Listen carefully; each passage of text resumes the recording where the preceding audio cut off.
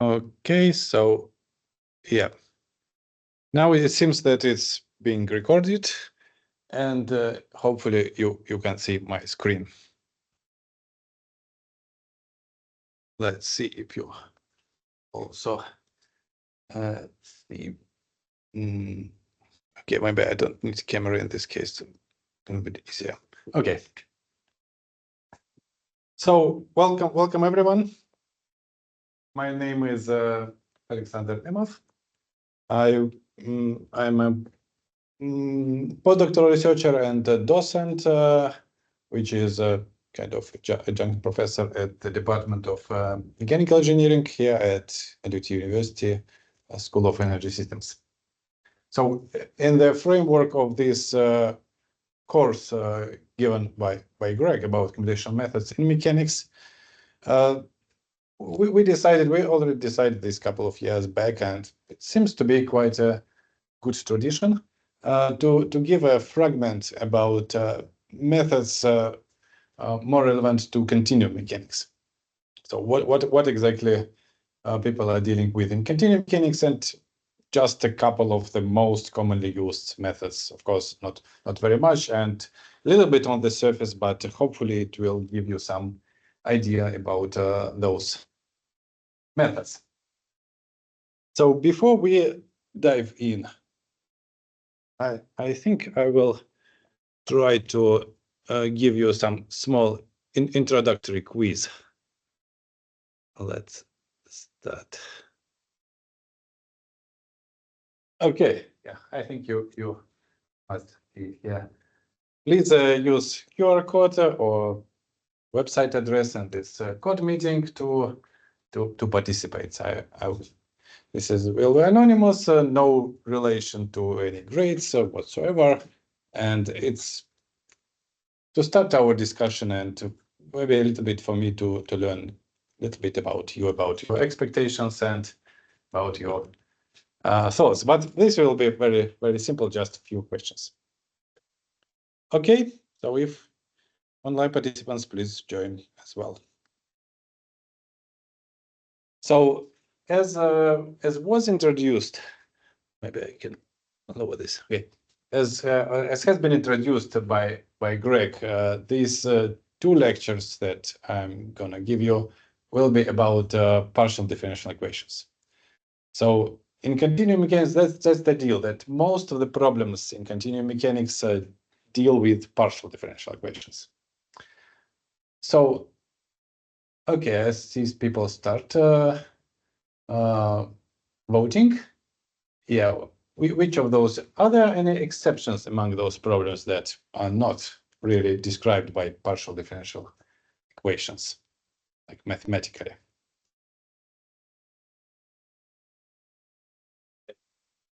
Yeah, you don't need to. You're not supposed. I'm not asking you about them. Yeah, just want to build this understanding of what relation have partial differential equations to problems that you might encounter in your engineering life or professional life.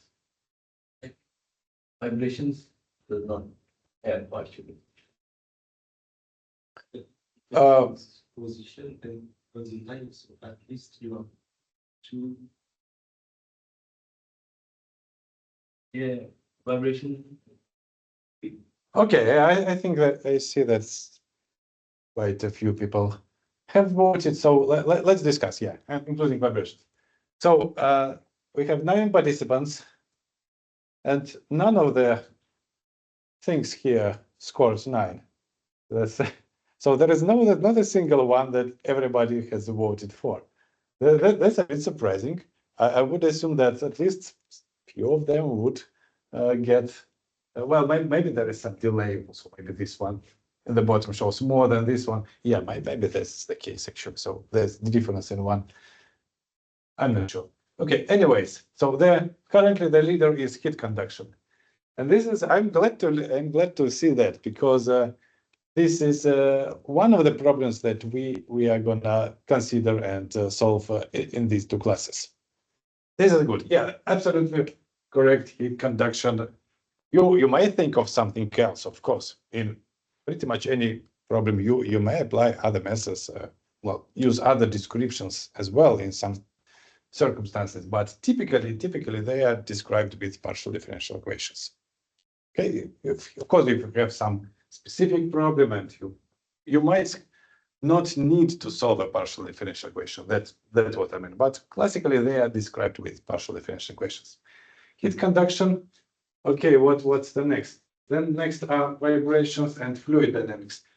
No objections whatsoever. So vibrations, yeah, you may think of some systems for which you won't use partial differential equations. That is true. But typically, if if we consider vibrations as a dynamical movement of a body, some particular type of movement dynamics, then if it's continuum body, then it will be described by partial differential equations. Yeah, it's maybe what you meant is that we don't necessarily need to solve directly partial differential equations. We might consider eigenvalue problem instead of boundary value problem. Yeah, that is absolutely correct. But still, partial differential equations are very much applicable to vibration of continuum bodies. What else? Then fluid dynamics, yeah, Stokes equations, essentially balance of momentum in fluid dynamics. Yeah, but it's described in partial differential equations. Then what we have diffusion. Yeah, which scored a little bit less, but maybe this is the thing that some people don't know what I mean here saying diffusion, because not everybody deals with it. But yeah, it's one of classical phenomena described by partial differential equations. It's for example, for those who hesitated, I don't know, outside of those six, that it's about some liquid, for instance, propagating some media, and we have some conditions like pressure on one side or another, and we want to know what will be the distribution of this liquid inside this pressure, how will at which speed it will be propagating, for instance. These kind of questions. Yeah, very well described by partial differential equations. And yeah, high frequency electromagnetics. I put high frequency here to introduce a little bit of confusion. Well, I partially succeeded, not very well, so half of you still figured it right. Yeah, it still can be described. Again, you may think of problems which you will solve not using partial differential equations, but classically, yeah, it is still described by partial differential equations. It's kind of part of Maxwell equations. And yeah, there was a little bit surprisingly what scored the least is electrostatic. Well, it's maybe surprising. It's surprising for me because it's one of the easiest problem. Actually, it's electrostatics is the same, exactly the same equation, described by exactly the same equation, a plus equation, as a stationary heat conduction. So yeah, it's we solved it in terms of electric potential, a scalar function, and we seek for distribution of electric potential in the field in space, which gives us electric field. For instance, where there are charged surfaces or point charges introduced, what will be the distribution of electric field? What will be field lines? This kind of things. Yeah, it's actually mathematically no difference from stationary heat conduction. Well, when we go into high electromagnetics, when there are coupled magnetic and electric phenomena, then there is difference in comparison to heat conduction. They become a little bit more complicated equations, but electrostatics is one of classic things described by partial differential equations. So please don't be shy of it. It's not difficult. Okay, so once we figured that out, now exactly the same set of answers, but what do you think about finite element analysis? Where it is applied? Well, technically, you can apply it everywhere because it's a method to solve partial differential equations. But not everywhere it is, I think, maybe. Let's see what you think. Not everywhere it is convenient and efficient to use it for solving these problems, at least in engineering practice. So what do you think? Is it still everywhere, or maybe this time there are some exceptions? Okay, okay. Yeah, here I think I managed to trick you a little bit. So these are correct answers. So surprisingly, yeah, you haven't dealt with it, but high frequency electromagnetics is quite often dealt with using finite element methods as well. It uses a little bit different assumptions to solve Maxwell equations than low frequency electromagnetics. But there is finite element method, and it's quite applicable, and there is finite element software for solving these type of problems. But where it's not typically used is fluid dynamics. Well, you might have heard that what is used instead is called boundary. Computational fluid dynamics. Yeah, but computational fluid dynamics, there are some mathematical methods behind it, and what is typically used is boundary volume methods.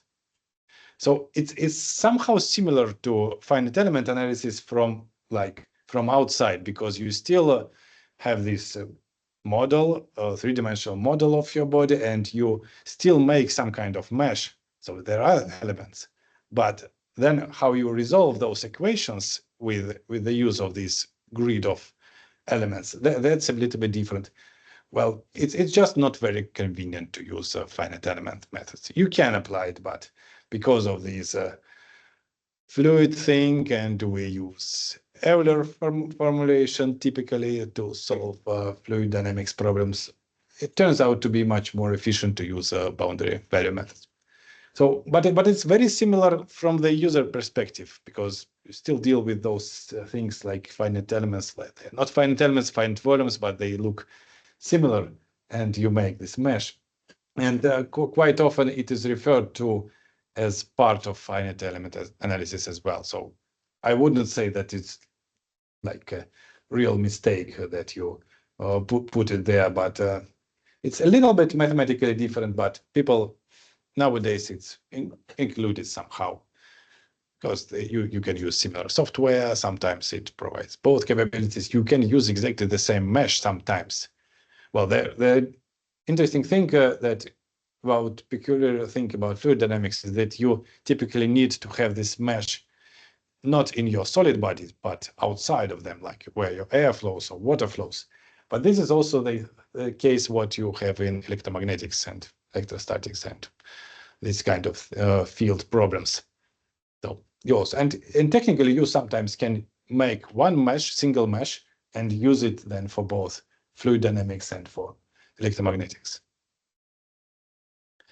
So that is possible. So they are very much connected, but it's a little bit different methods.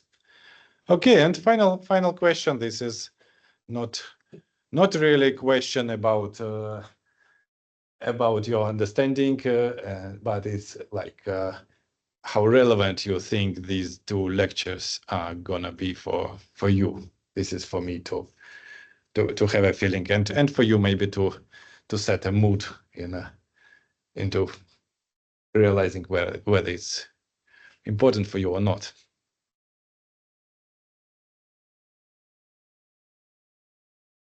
Okay, I'm very glad to see that nobody picked the last option about that everybody knows what finite element analysis is about. This is very, very good.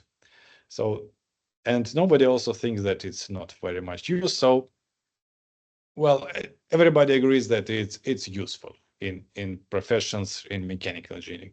That's very good, because of finite element methods will be kind of the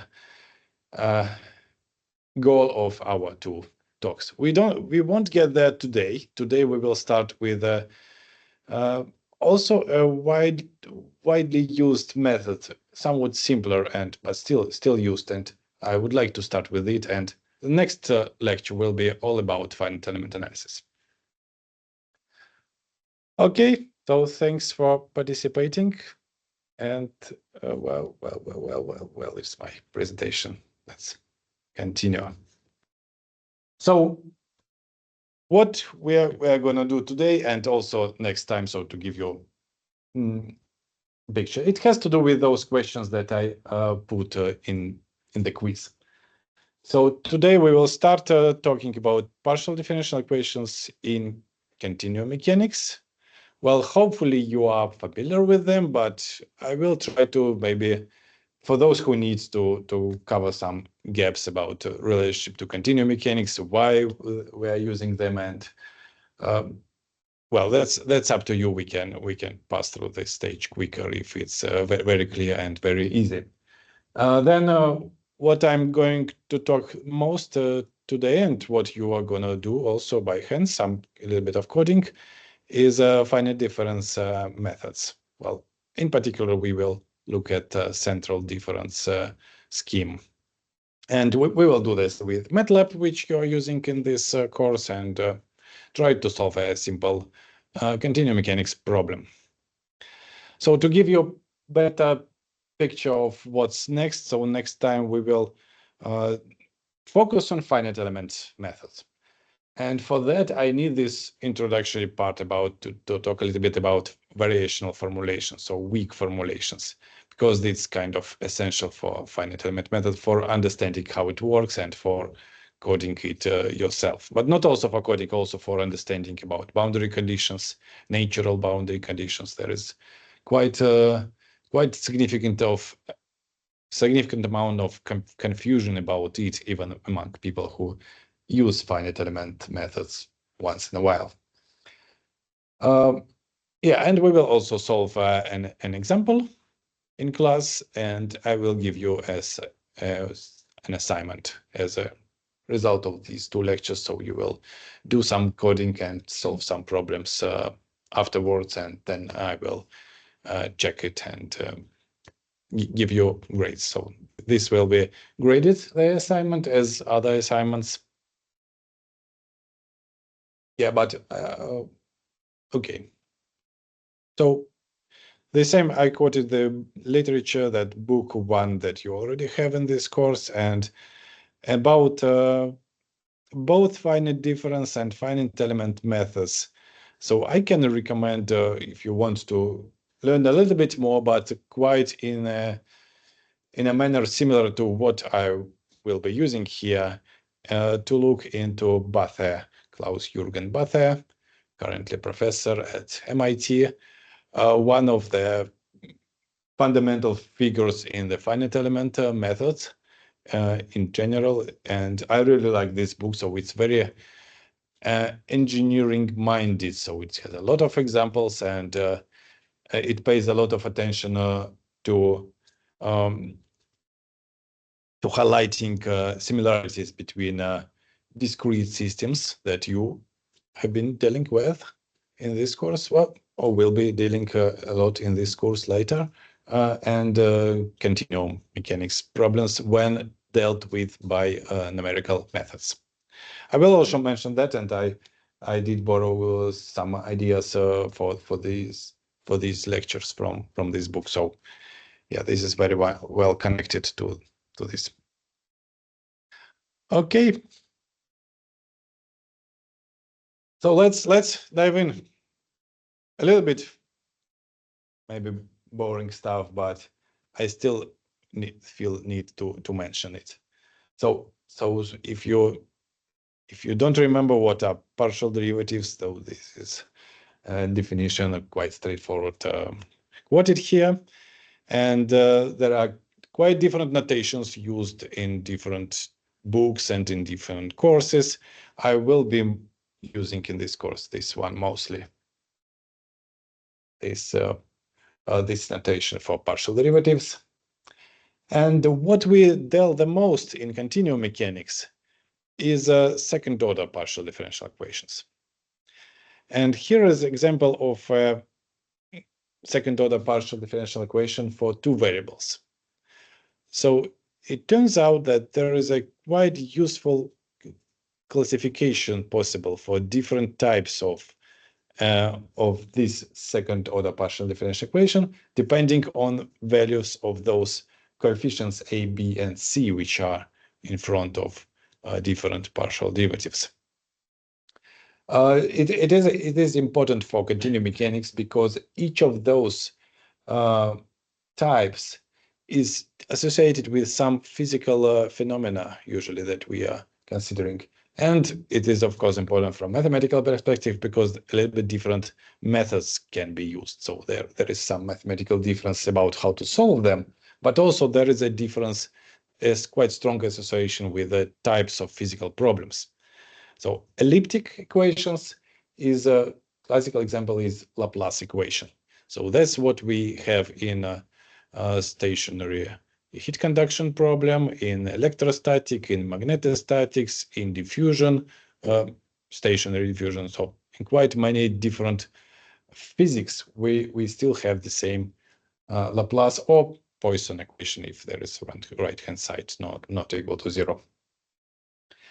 Then parabolic equations, we typically deal with in transient processes when one of our variables is time, but there is no, for instance, no second derivative with respect to time. And this type of problems we see in transient heat conduction. We see it in some transient electromagnetic problems. Well, and the last that I mentioned here, hyperbolic equation, classical example would be wave equation when we have it's also dynamic problem, but when we have second derivatives with respect to both our spatial coordinates and spatial coordinates, in this case, we can only have one if you want to fit into this framework of two variables and time, also second derivative with respect to time.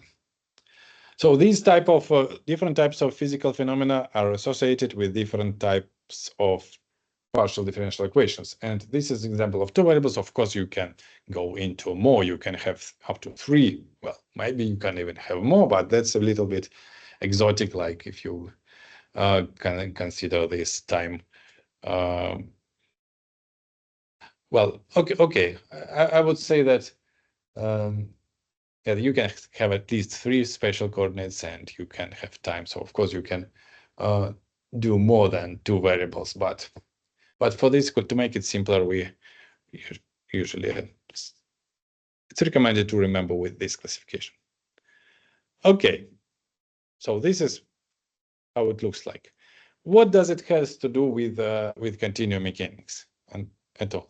And I'm glad that everybody picked, or almost everybody picked, heat conduction problem as an example, because this is exactly the first example that I was going to show you as how partial differential equations arise in continuum mechanics. Why? So it's quite straightforward. So we have some, let's imagine we have some two-dimensional body. And we are interested in heat conduction in this body. So we have some heat flux incoming here, some heat flux, let's say, outgoing here. Doesn't really matter for our formulation, but to introduce some variety of things. And let's say we have somehow fixed temperature on another side, some thermostat. Somebody is keeping it constant. I don't know how exactly, but to some extent it's possible. And to do something different, I put insulation condition here. So it's from heat perspective, it's insulated. There is no heat propagation across this lower boundary.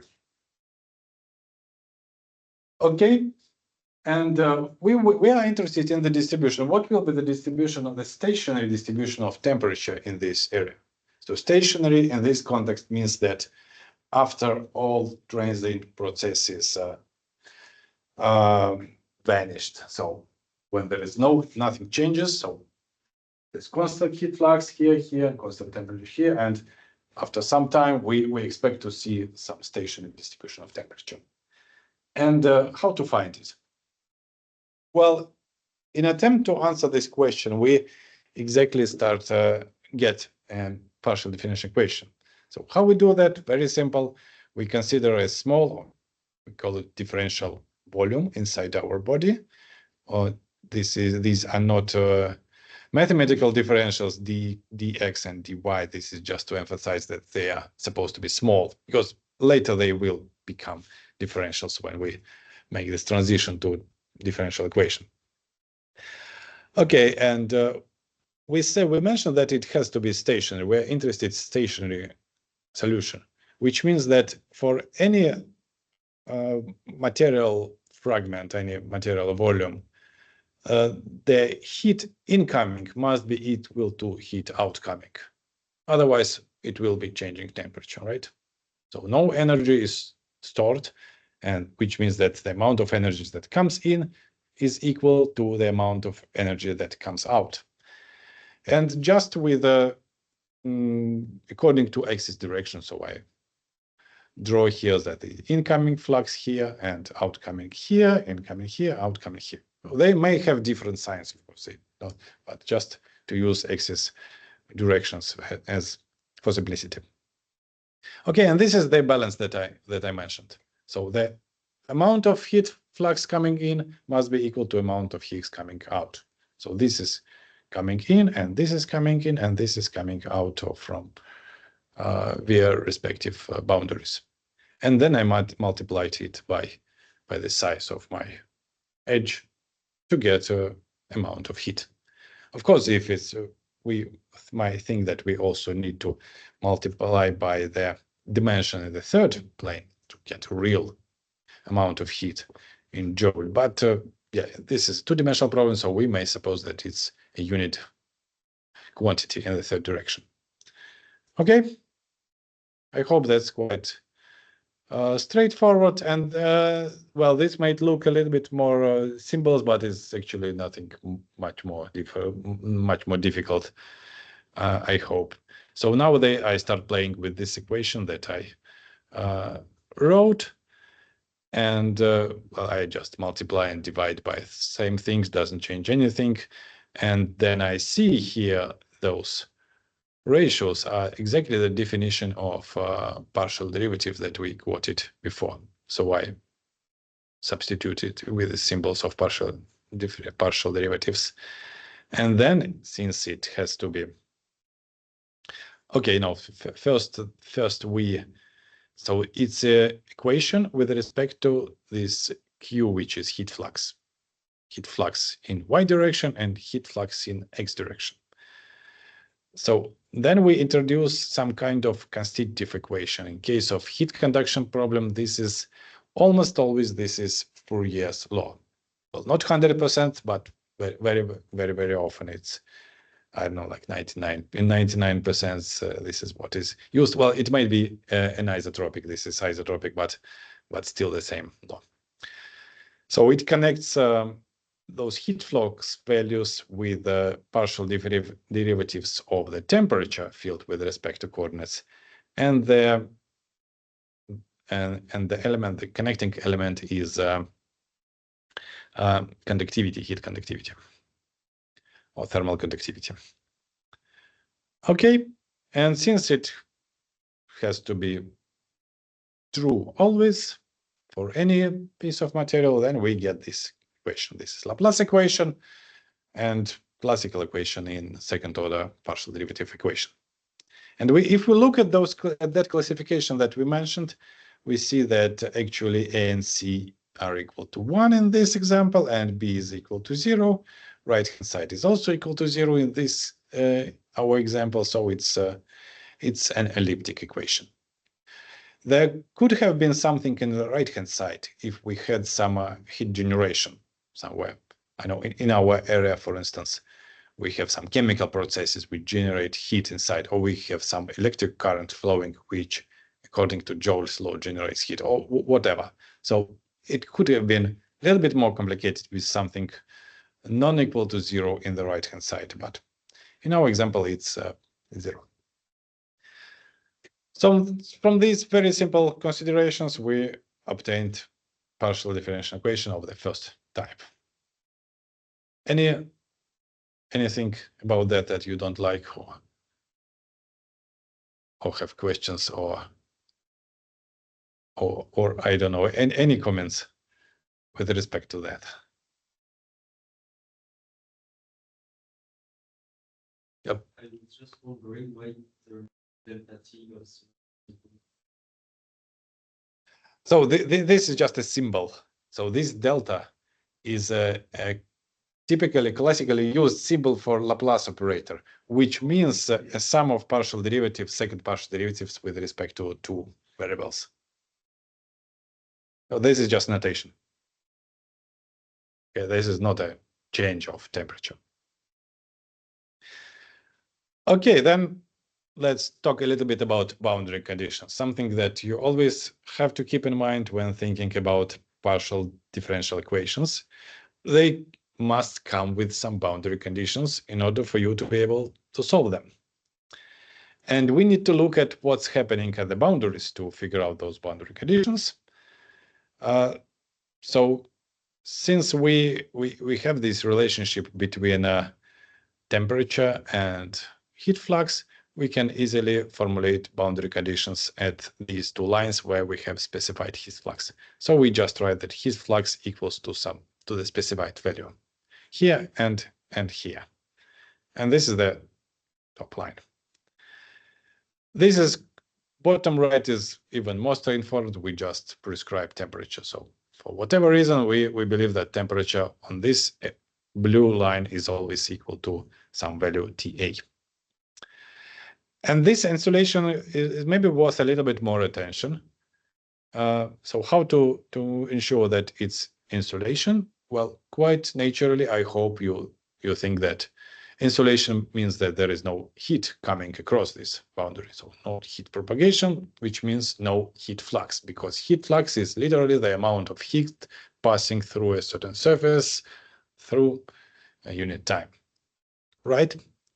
So then we just put this heat flux on this lower boundary, the orange one, equal to 0, which means that just the partial derivative is equal to 0.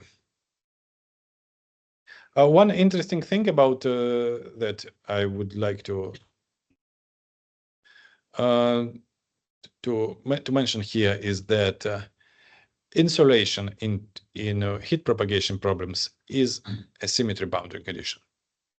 So if you had a structure that has symmetry with respect to this horizontal line x-axis, then you could consider exactly only the same thing that we consider here on the top part of it, and you would put the symmetry boundary condition. Symmetry boundary condition means that everything is exactly the same to the other side of this boundary. Therefore, we just can conclude that if it's the same, then there is no reason for heat to flux from one to another. So then, therefore, there is no heat propagation either. And this is insulation. Well, in mechanics, it will be different in I mean, structural mechanics, like deformations. So, and in electromagnetics, it may be a little bit more tricky because different mathematical representations will be depending on which formulation you use for the same for symmetry boundary condition. But in heat conduction, it's quite simple.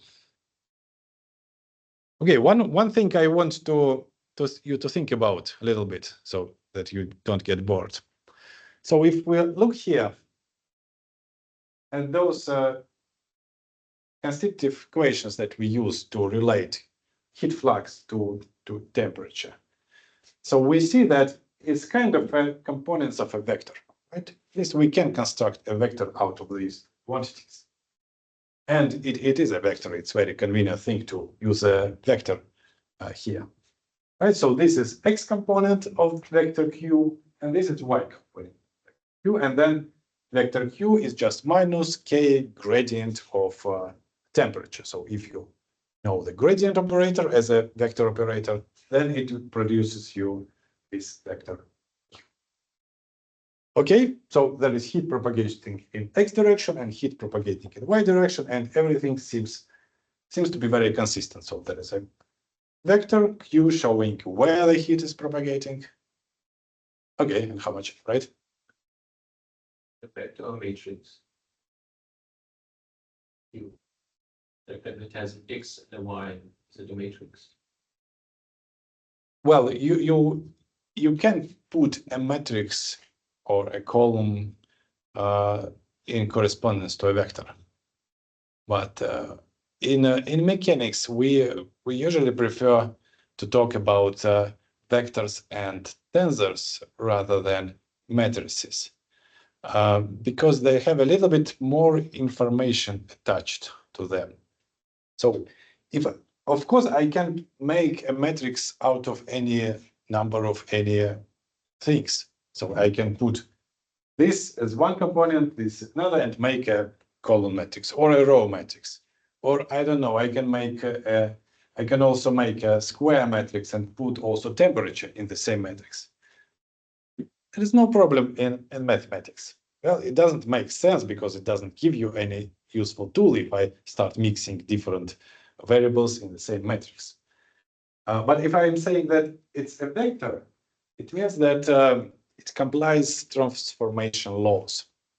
So that in a certain framework, it is we can put a matrix into correspondence or a column to a vector.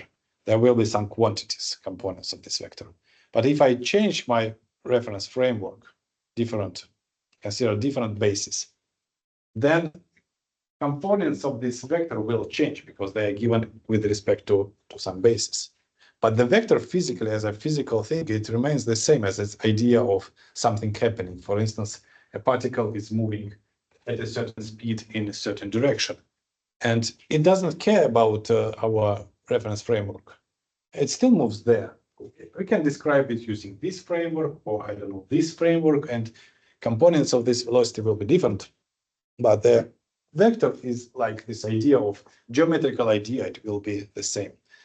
So therefore, I prefer to think about it as a vector because it's kind of geometrical idea. So heat is propagating somewhere in space. It may take different forms in different bases, sets of basis vectors. Okay. But yeah, of course, you can use a matrix to describe it, but you need to understand or keep in mind which coordinate framework you are using to make this correspondence between vector and matrix, or tensor and matrix. Okay, so, but I wanted to puzzle you a little bit. I will still try to do that. So if it's a vector, then it has a magnitude and it has direction, as typically vectors do. So can I think about this kind of situation? There is some kind of surface of my body, and there is heat flux coming at an angle to this surface. Do you think it's a valid picture there to keep in mind, to deal with?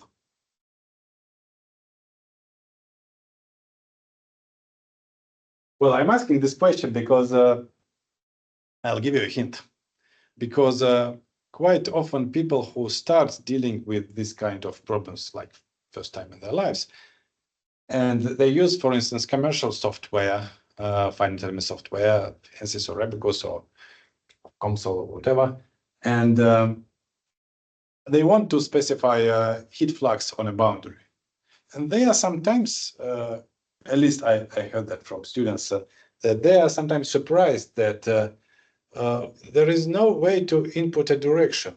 So there is only one field, like scalar quantity, you can put into your code as a heat flux approaching some surface, going through a surface. But what if we want to do something like that? If it's a vector, then why not? Why cannot we do like that?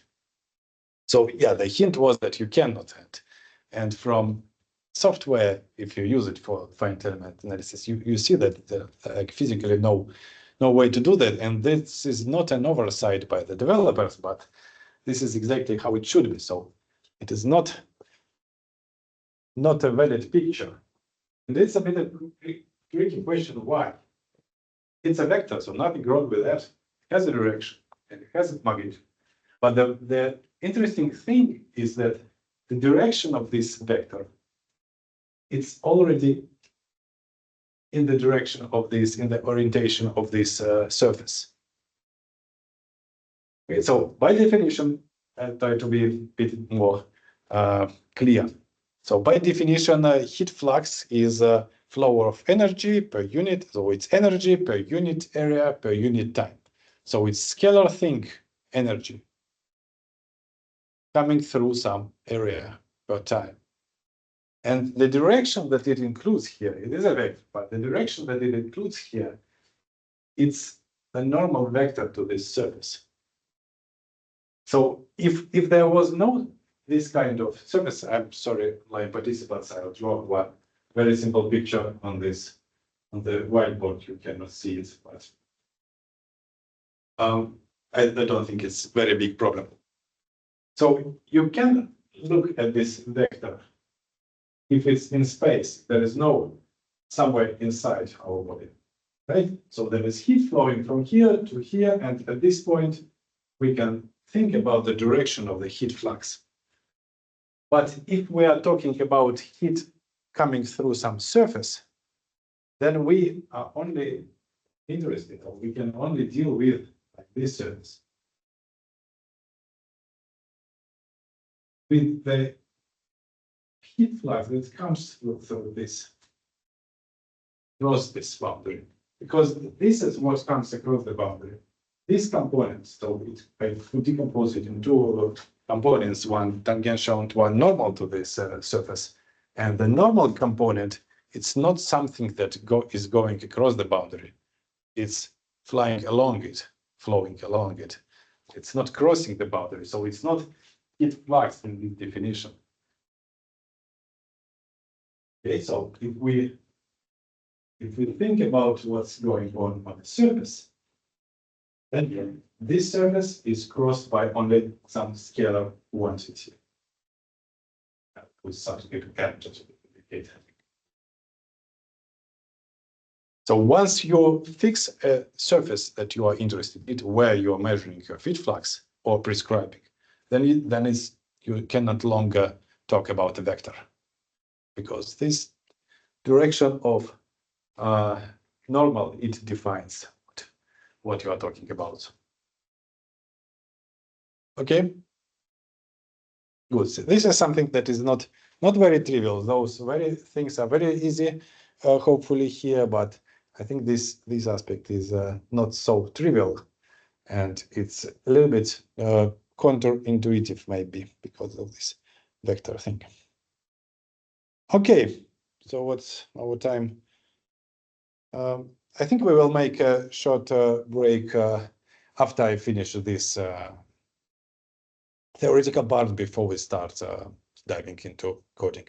Okay, just to make a difference and to have time to settle these things.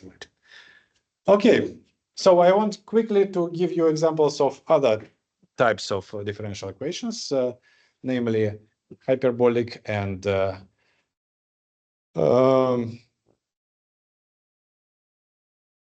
sorry, slipped my memory. So other two types we considered elliptic.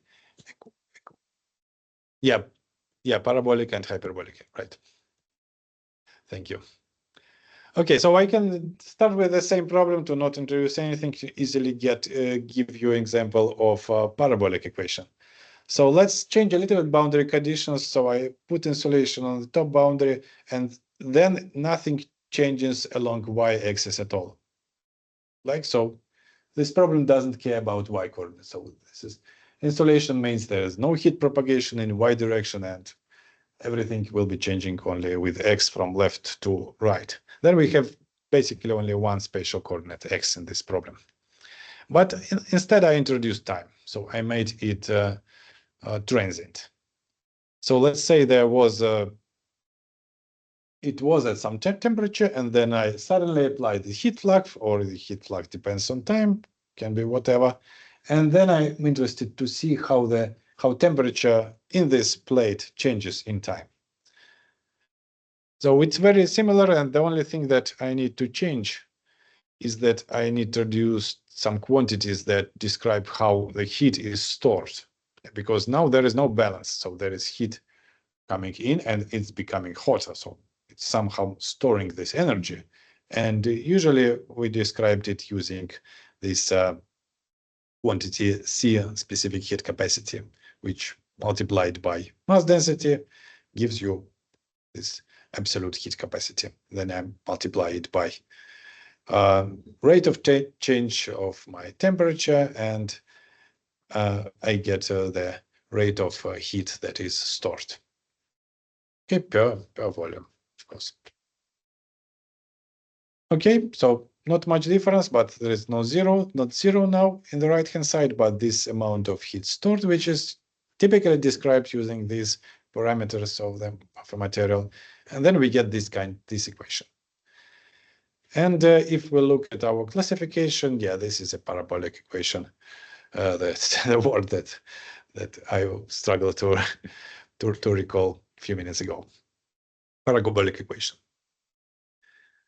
Okay, practical difference that we have a little bit less boundary conditions. If we a priori know that we don't care about the second spatial variable, then we can only have boundary conditions at the left and right sides. But now we have a derivative with respect to time, which we also need to resolve. And therefore we have to have some kind of boundary conditions with respect to time, which are typically called initial conditions. Yeah, so we have only one on the left, like the beginning of process condition, and we only need to have one because it's a first order derivative here.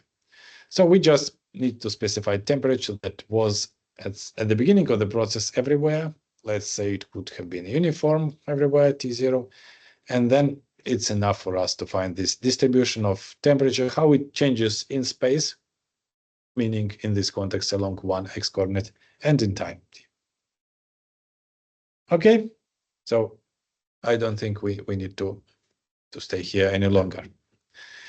And one another example, which we are also going to deal with in a bit simplified form, not exactly this one, but with this object, at least in our practical part of these classes. So let's imagine a bar that can be deformed along its length. So we can stretch it, right? We can apply it tensile force and it stretches. And let's say, to make it a little bit more interesting and different from previous problems, that it can be dependent on time. So this force, it depends on time that we apply. And then we are interested in the distribution of displacements along x in space and in time. So using basically the same principle, so pretty much everywhere in continuum mechanics, if you want to derive this strong formulation, partial differential equations, you can use this idea of taking a differential volume element and applying some kind of equilibrium to it. In this case, there is no real equilibrium because it's changing in time. There is some dynamics, some inertia is playing part. And then we can, but we still can kind of state kind of equilibrium according to D'Alembert's principle, which means that we just put inertia forces and into account, and after having including inertia forces, then the system must be balanced. This is the D'Alembert's principle, and I basically apply it here. So I introduce this sigma, which is stress. I hope you're a little bit familiar with the stress concept. In this case, it's a one-directional problem, so it's super easy. It's just force per area. So stress times the cross-sectional area gives me just force in this bar, tensile force. And so with this boundary and this boundary, and that equals to the difference is this inertia force. Then it's all balanced. So there is density, again, cross-sectional area, and second partial derivative with respect to time, which means acceleration. Right? nothing more than Newton's dynamics. Yeah, then we again need some kind of constitutional law. This is the kind of thing is in conditional mechanics, continuum mechanics. You always need some kind of constitutional law. And in case of heat conduction problems, that was Fourier's law in our case. In this simple linear dynamics case, we are going to use linear Hooke's law. And in one directional case, it's just very simple that stresses and strains are related by Young's modulus, this elastic constant. Okay, and having put that all together, we get to this wave propagation equation. Second derivatives with respect to coordinate, spatial coordinate, and time, and they are in different sides of equation. So therefore, if we put them together, it would mean that they have different sign coefficients in front of them, because these things, density and elastic modulus, they are bound to be positive. They cannot be a negative because of like for fundamental thermodynamics stability ideas. So they are always positive. And then what we get is this, according to this classification, is hyperbolic equation. It's called wave equation because solution of this equation is a wave propagating in this body in time. Okay, so a little bit different type of solution, different physical interpretation, and different mathematical type of partial differential equation. What's also a little bit different that we now need more boundary condition, or more initial conditions. Boundary conditions, the same amount of them, but initial conditions, we now have second derivative with respect to time, which means we need to specify two initial conditions at the left end of the time axis. And yeah, usually that's initial position and initial velocity. We need to know them in order to be able to calculate what's happening next. Okay, so this is about physical problems. And last part in this theoretical part, before we get into practical things, so the finite difference methods themselves. So I will use this last example to show the idea of finite different methods. Let's say we have some kind of bar, and we consider this kind of problem, or maybe a bit simpler, doesn't really matter. But I will be talking only about discretization in time, in space for now. The same ideas apply to discretization in time as well. So let's say we put some points inside our body at a uniform distance h. And the idea is that I want to replace partial derivatives with their numerical, like discrete counterparts, like finite differences. So basically, okay, so that's next, but first notations. So I will use notation u subscript I to indicate the value of displacement at this position number number I, sorry. And similar notations for derivatives, first and second derivatives. Okay, then what the finite difference is? So in this case, I want to use what's called central difference scheme. So in order to calculate second derivative at node y, I first calculate first derivatives at nodes, these half positioned nodes with the gray ones, like in between these our two I minus 1 and I, this I minus 1/2, and this I plus 1/2.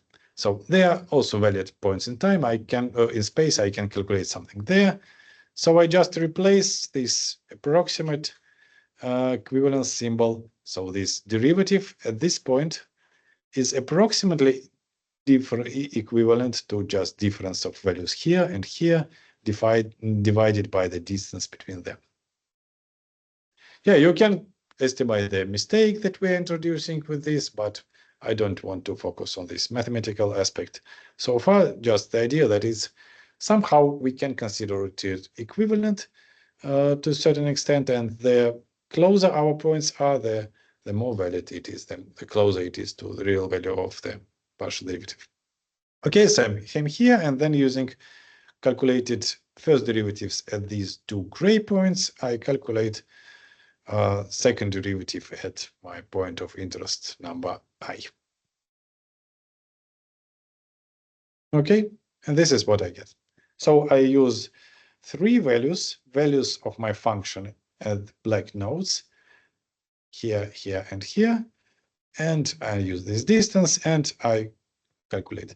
So this is called central different approximation. Of course, you can make a little bit different approximation, so you can calculate a value here only using values here and here. Like this will be a forward scheme, or you can use backward scheme. But central difference is quite one of the most commonly used ones. Okay. Any questions here? It must be okay. But the edge cases, we are at the very edge. Yeah, we'll get there in our example. Yeah. So it still stands what's written here, but you will need to take some care of edge cases, accounting for boundary conditions also. Yeah, but basically the thing that we are going to do is just introduce some imaginary points outside our body to make this central difference approximation. But it still works out. I will show. So this is the problem that we are going to solve today using this finite difference approximation. So let's make it very simple. It's simple for now to the extent that you can easily say me the exact analytical solution for it. Yeah, just linear bar and static deformation. So for now, let's forget about time and say it's static. We just apply force and it just stretches. So since it's linear, if it's of uniform cross section, then we don't expect really anything else rather than linear behavior of displacements along this bar. But we will check that and see if our solution gives this expected simple result, and then we will introduce something else to make it a little bit more interesting.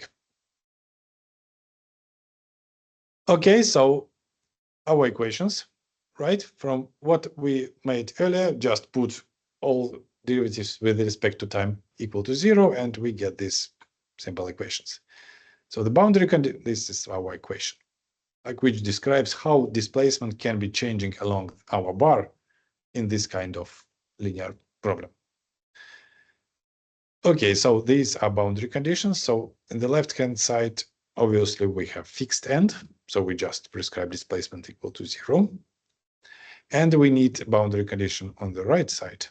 So that could be this, that must somehow describe our force that we applied.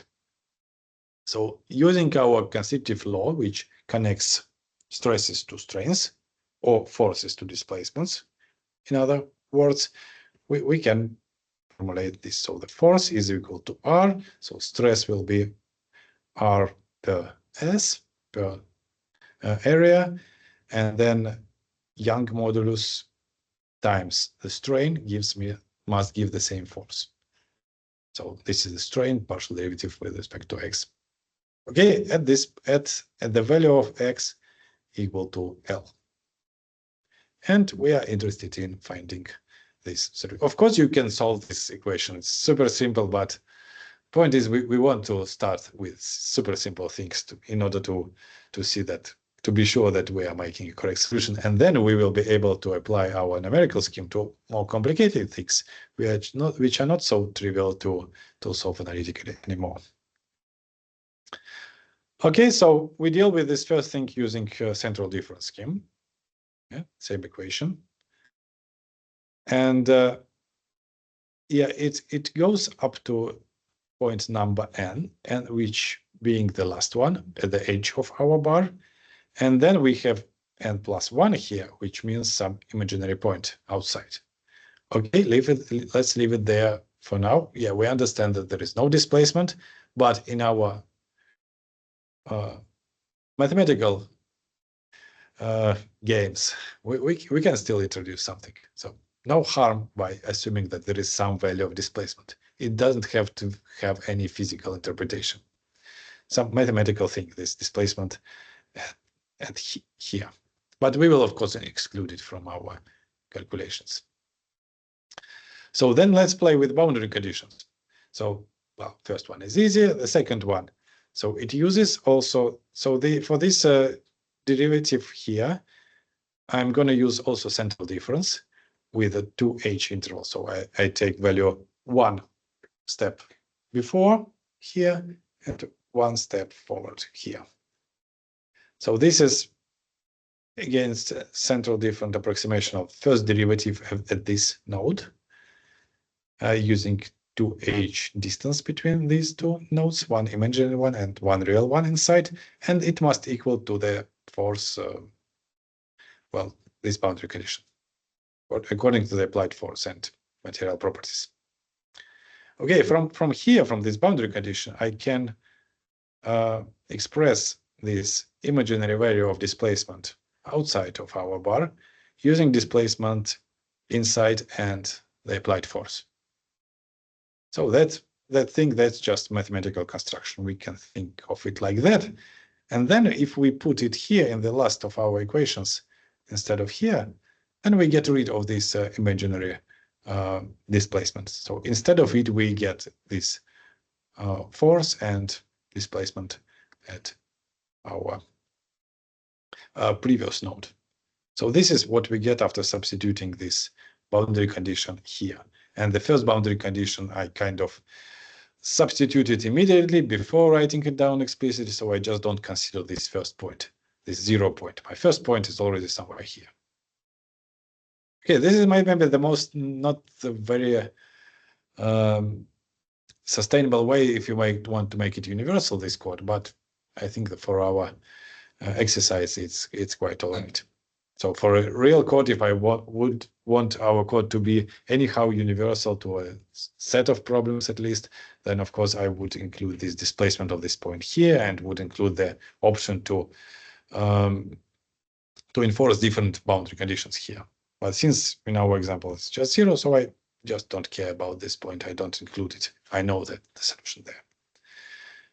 Okay, so this is the set of linear equations that we get from our differential equation, accounting already for boundary conditions.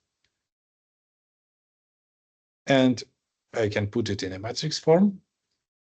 Well, you may notice that now this multiplier with material properties comes in front of all equations, but it's all right because there was 0 in the right-hand side in all of them except for the last. So it only makes sense for the last one, but I introduced it there because later we are going to make it a little bit more complicated and it will be there in all the rows.